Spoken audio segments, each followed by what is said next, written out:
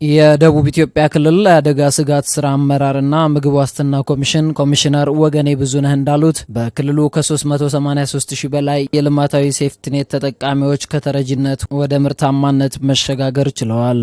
ፕሮግራሙ በማህበረሰብ ልማትና በሰብአዊ ድጋፍ እንዲሁም ድህነት ቅነሳ ላይ ዓላማ አድርጎ እየሰራ ያለን ልማታዊ የመንግስት ፕሮግራም መሆኑን አቶ ወገኔ አስረድተዋል። ልማታዊ ሴፍቲኔት ፕሮግራም መተግበር ከጀመረ 20 ዓመቱን የያዘ ሲሆን በዚህ ጥልቅ ድህነት ውስጥ ያሉ ወገኖችን በመመርመር በማህበረሰብ ልማትና በሰብአዊ ድጋፍ ላይ የሚሰራ ፍጹም ድህነትን ለመቀነስ ዓላማ አድርጎ እየሰራ ያለ ትልቅ የመንግስት ልማታዊ ፕሮግራም ነው። በዚህም የአምስተኛው ምዕራፍ የገጠር ልማታዊ ሴፍቲኔት ፕሮግራም በክልላችን ባለፉት 5 ዓመታት በድምሩ 598,718 የማህበረሰብ ተጠቃሚዎች በአመት ለ6 ወራት የቋሚ ተጠቃሚዎች ለ12 ወራት የምግብ ክፍተትን በመሸፈን ባለፈ ከፍተኛ የማህበረሰብ ጥሪት የተገነባበት ዞን ነው። ከፕሮግራሙ ተመርቀው የወጡ ወገኖች እንደገና ወደ ድህነት እንዳይመለሱ ሁሉም ባለድርሻ አካላት ትኩረት ሰጥተው እንዲሰሩ ኮሚሽነሩ መልእክት አስተላልፈዋል።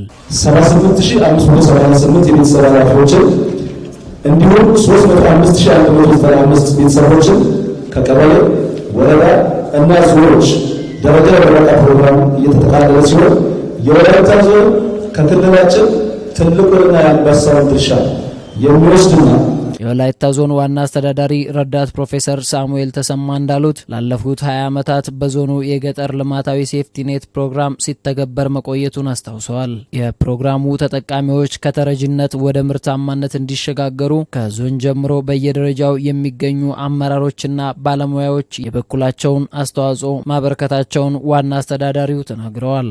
ዜጎች ተረጂነት አስተሳሰብ በማስወገድ በቤተሰብ ደረጃ በአስተማማኝ ሁኔታ የምግብ ዋስትና በማረጋገጥ ራስን እንዲችሉ ለማድረግ 5 ግቦችን በተለይም መግባባት፣ ማጥራት፣ ማቀናጀት፣ መዘጋጀትና ማሸጋገር በማረጋገጥ ከተረጂነት ወደ ምርታማነት የምንሸጋገርበትን ስትራቴጂ ነድፎ በየደረጃ ባለው አመራርና ባለሙያ መግባባት ላይ ተደርሶ በከፍተኛ ትኩረት ርብርብ እየተደረገ ቆይቷል።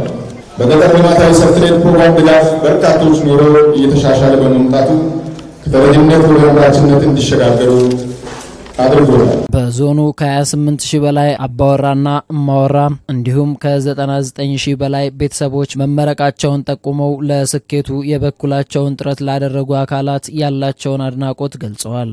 በየደረጃው በተደረሰው መግባባት 28,521 አባወራ ወይም እማወራ የነዚህም 99,598 ቤተሰቦች ለማስመረቅ ተችሏል። አጸያፍና አስነዋሪ ከሆነው ድህነት በራሳቸው ጥረትና በመንግስት ባደረገላቸው ድጋፍ ተጠቃሚ በመሆን ከተረጂነት ወደ ምርታማነት ተሸጋግሮ መመረቅ በመቻላችሁ እንኳን ደስ አላችሁ ለማለት እወዳለሁ። የወላይታ ዞን የግብርና መምሪያ ኃላፊ ዶክተር ዘማች ሶርሳ በበኩላቸው እንደገለጹት ከተመራቂዎች መካከል አንዳንዶቹ ከተረጂነት ተላቀው ሀብትና ንብረት ማፍራት ችለዋል።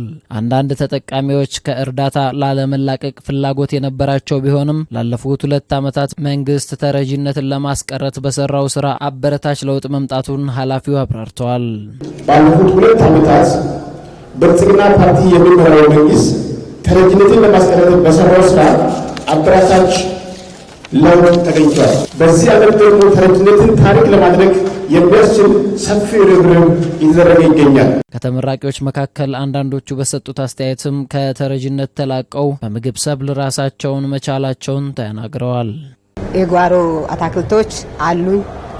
ቡና አለ፣ ሸንኮራ አለ፣ ሙዝ አለ፣ ማንጎ አለ፣ አቮካዶስ አለ። 2 ኩንታል ድንች ያው እሱን ለመትከል አልገዛም ከውጪ ከማሳይ ላይ ወስጄ ለመትከል አቅጃለሁ። ቅን ሰራተኛ ነኝ። በ3 ቤተሰብ ኢኖን አስገቡ። ከዛ ምን መሰልኮት እሱን እየሰራው ሳብኔቶን ሰበብ አድርጌ ቀንኑን እየሰራው ልጆችንም አስተምሪያለሁ።